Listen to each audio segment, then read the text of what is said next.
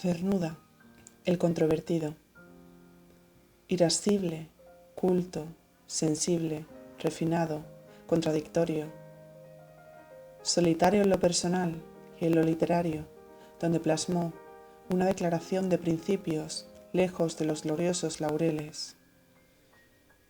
Fue su muerte en el exilio mexicano la que le propició el reconocimiento. Un poeta que marcó su identidad como una verdad íntima, defendiéndola contra aquellos que se atrevieron a cuestionarla.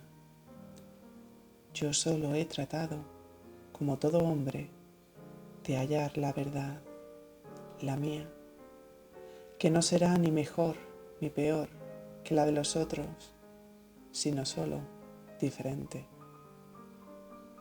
Una búsqueda de la verdad recurrente en el núcleo cernudiano.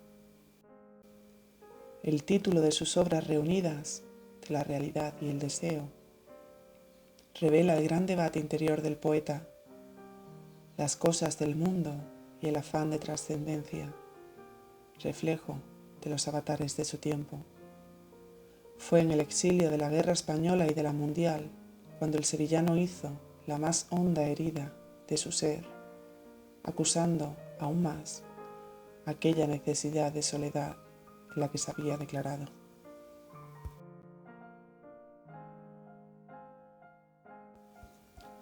Cernuda, su época literaria.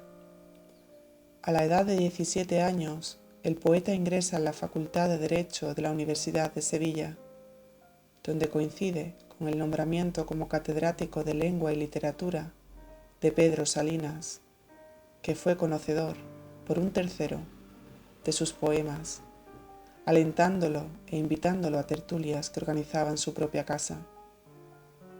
Aquí entra en contacto con otros ilustres literatos sevillanos de la época, como Higinio Capote o Romero Murube. Salinas anima al joven Cernuda a la lectura de los clásicos españoles, Garcilaso, Góngora, Fray Luis de León, como autores de la literatura moderna, Proust, Baudelaire, Rimbaud, Mallarmé. Fue en André Gide donde encontró, más que un referente poético, uno para su propia existencia, a través de sus versos, como la aceptación de su homosexualidad. Y en el romántico Bécquer, donde el joven encontró el bagaje elemental para su poesía.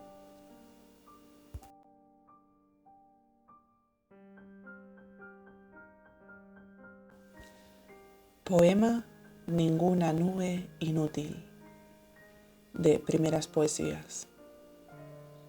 Ninguna nube inútil, ni la fuga de un pájaro, estremece tu ardiente resplandor azulado. Así sobre la tierra cantas y ríes, cielo, como un impetuoso y sagrado aleteo, desbordando en el aire tantas luces altivas, aclaras felizmente nuestra nada divina, y el acorde total da al universo calma, árboles a la orilla soñolienta del agua. Sobre la tierra estoy, déjame estar, sonrío a todo el orbe, extraño no le soy porque vivo.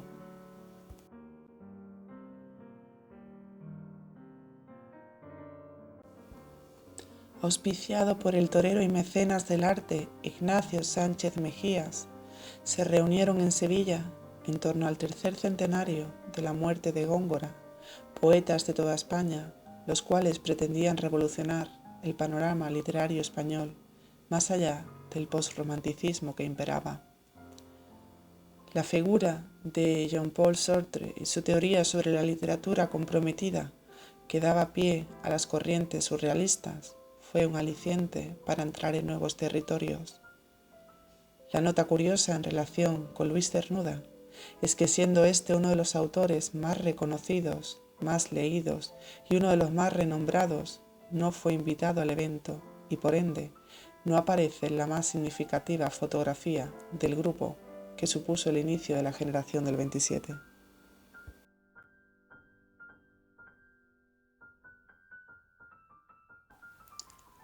Su primer legado fue la muerte de su madre y el deshacimiento de la herencia familiar lo que liberó al poeta, que veía en su Sevilla natal un lastre que no lo dejaba volar.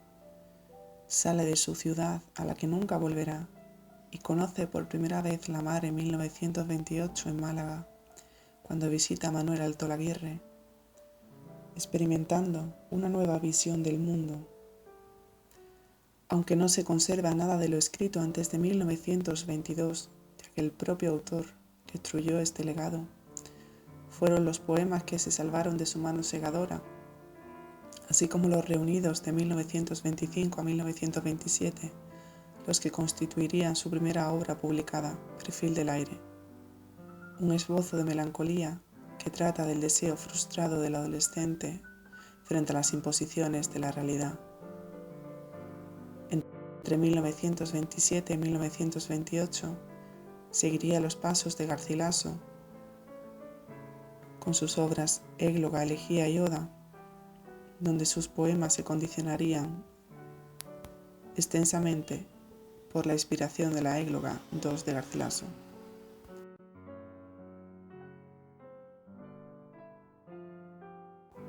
Cernuda y su personalidad. Cernuda se estrena con Un río, un amor, 1930, en la corriente surrealista llegada desde Francia. Su poesía, aun haciendo acopio del automatismo de esta concepción literaria, fue mucho más elegante, más intelectual, más calculada. Se valió del mal visto verso libre, pero amoldándolo al ritmo del endecasílabo, con un exquisito juego de palabras para crear su propia versión.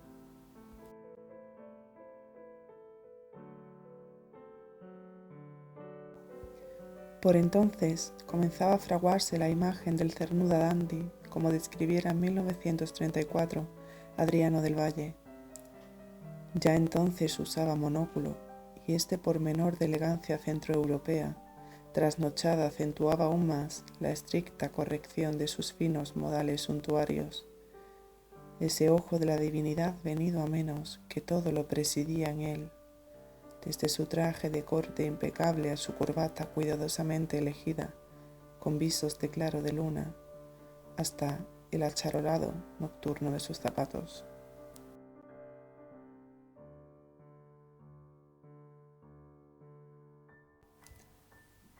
Sus misiones pedagógicas. Contrario a la creencia ideológica, Luis Cernuda era un convencido demócrata. No militó precisamente por su consigna rebelde de no acatar imposición alguna en partido alguno. Su misión, en principio administrativa, cambió al comprobar la lamentable situación en la que se encontraba el pueblo español.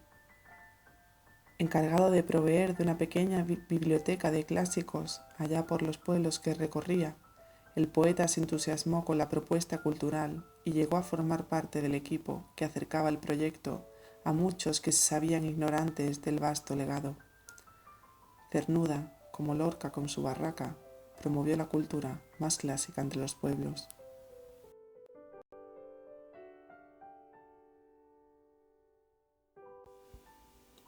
¿A dónde voy? El más sombrío y triste de los páramos cruza, valle de eternas nieves y de eternas melancólicas brumas, en donde esté una piedra solitaria, sin inscripción alguna, donde habite el olvido, allí estará mi tumba.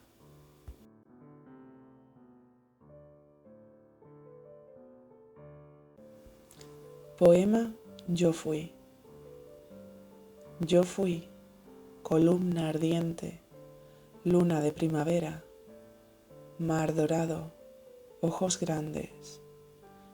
Busqué lo que pensaba, pensé como al amanecer en sueño lánguido, lo que pinta el deseo en días adolescentes.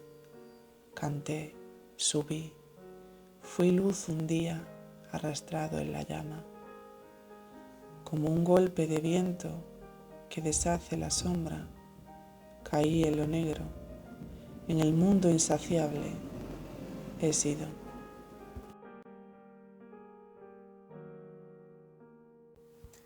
Hölderlin. El descubrimiento del poeta alemán Hölderlin, al que traduce, dejó una profunda huella en su posterior poesía.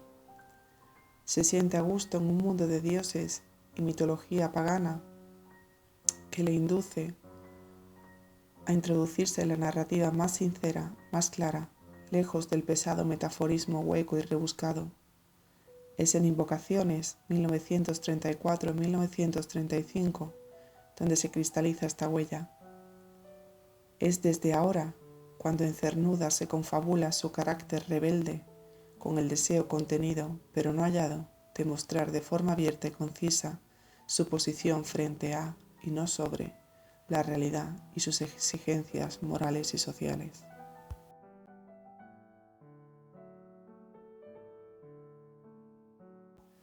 La Guerra Civil Española.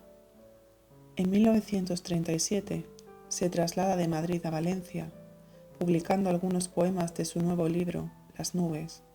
Aquí se inicia su segunda etapa poética.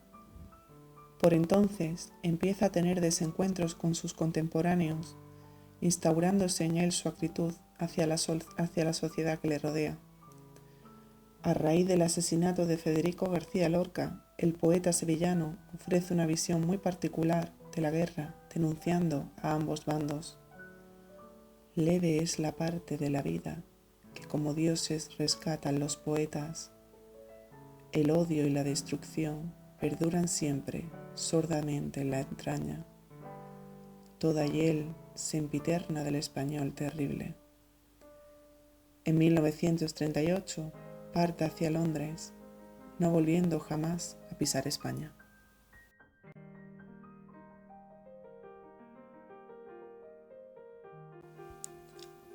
Poema La visita de Dios, de Las nubes. No golpees airado mi cuerpo con tu rayo. Si el amor no eras tú, ¿quién lo será en tu mundo? Compadécete al fin, escucha este murmullo que ascendiendo llega como una ola al pie de tu divina indiferencia.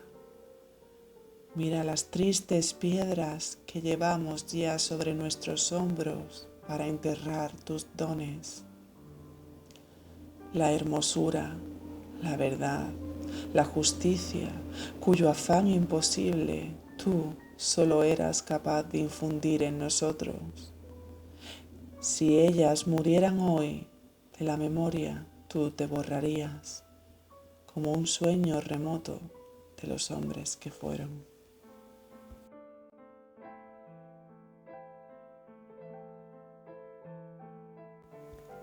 El exilio. A partir de su inesperado exilio, Cernuda ahonda en su soledad, aislado en un país extraño. Descubre aquí a los metafísicos, una escuela afín a su entender poético, donde se antepone el pensamiento a la pasión en la escritura. Aprendiendo también del monólogo dramático de la mano de Browning. Termina en Inglaterra su obra Las nubes, un libro sobrio y meditativo donde contiene su sensualidad y pasión.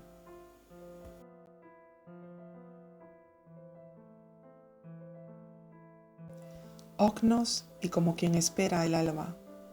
Publicada la primera edición a sus expensas, Ocnos es un libro propiciado por la distancia y el exilio, enlazado con el tono melancólico de sus primeras poesías, una obra que se empapa del recuerdo de un paraíso perdido que Cernuda sitúa en su Sevilla natal, con el consuelo por la ausencia tanto del espacio como del tiempo. Con el trasfondo del fin de la Segunda Guerra Mundial, Cernuda se llena de esperanzas por el fin de las hostilidades e influenciado por las ideas de Kierkegaard y su meditación sobre la existencia humana y de la Biblia. De nuevo, en Como quien espera el alba, se reflejan todas sus contradicciones vitales desde la alegría del hombre a su autodestrucción. Tras este libro, el sevillano se traslada a Estados Unidos a ofrecimiento de su amiga Concha de Albornoz para trabajar como profesor en el Departamento de Español.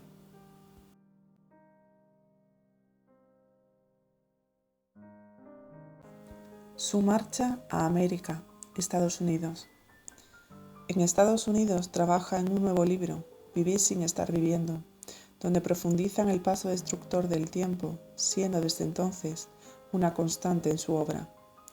Se produce el desdoblamiento de su pensamiento, la tangible realidad y la idealizada realidad donde se dan el arte, la poesía y la plástica. Es este segundo el mundo que el poeta intenta trabajar, pues para él representa la perfección. Y es aquí donde el poeta sabe que solo alcanzará la eternidad con su obra poética.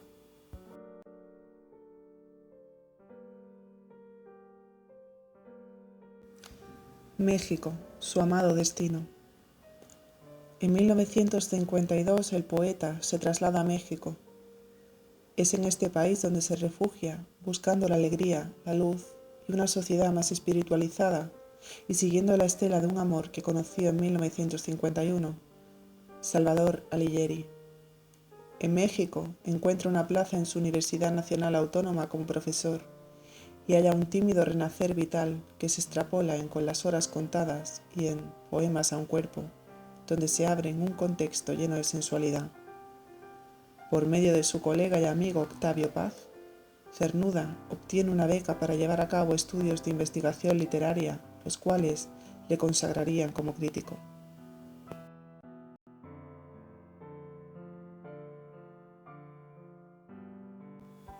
Muerte. Cernuda se preparaba para despedirse. En Desolación de la Quimera, 1952-1962, calificada como obra cumbre de las letras hispanas, el poeta parecía discernir sus últimos días. La obra, a modo de testamento literario, recoge un ataque hacia aquellos que habían hecho buena su leyenda. Aparece de nuevo la primera persona, descubriéndose en todo su esplendor y amargor. Desde el verano de 1960 se produce el encubramiento del sevillano. Sus poemas llegaron donde él quería y pudo ver satisfecho un halo de vanidad que en realidad no era sino la satisfacción por querer intuir que su obra al fin lo haría inmortal. El 5 de noviembre de 1963, Luis Cernuda aparece muerto en su habitación.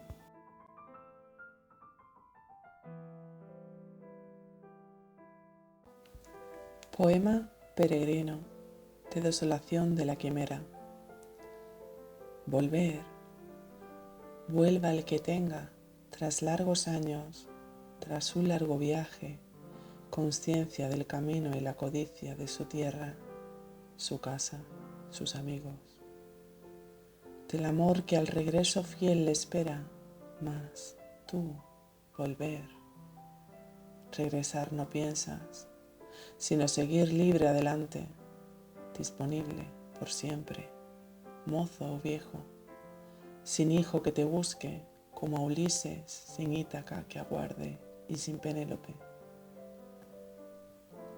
Sigue adelante y no regreses, fiel hasta el fin del camino y de tu vida. No eches de menos un destino más fácil, tus pies sobre la tierra antes no hollada, tus ojos frente a lo antes nunca visto.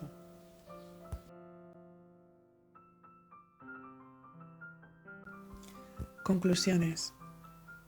Encontramos al poeta menos poeta de la generación del 27, quizás por su estilo menos rompedor, el poeta que no abandonó el neorromanticismo y se agarró a este para proponer su realidad, sus deseos, su ira y sus desencantos. Cernuda es, con todo, el poeta de lo exquisito, un inconformista hasta con el inconformismo del que formó parte. Cernuda, filósofo a la par de poeta, escudriñador de los rincones más ocultos de su propia personalidad, de su propia sexualidad. El sevillano, el cual se encontró a sí mismo en la hispanidad americana, un personaje de ideas claras, un poeta psicológico, profundo, atado y liberado por sus miedos y sus ansias. Su obra no es sino la expresión misma del desencanto de aquellos autores que lucharon por romper con la poesía de una España anclada. La de Cernuda es la poesía del hijo pródigo, del amante silenciado, del combatiente consigo mismo, de la catarsis, del valor a no acatar lo establecido.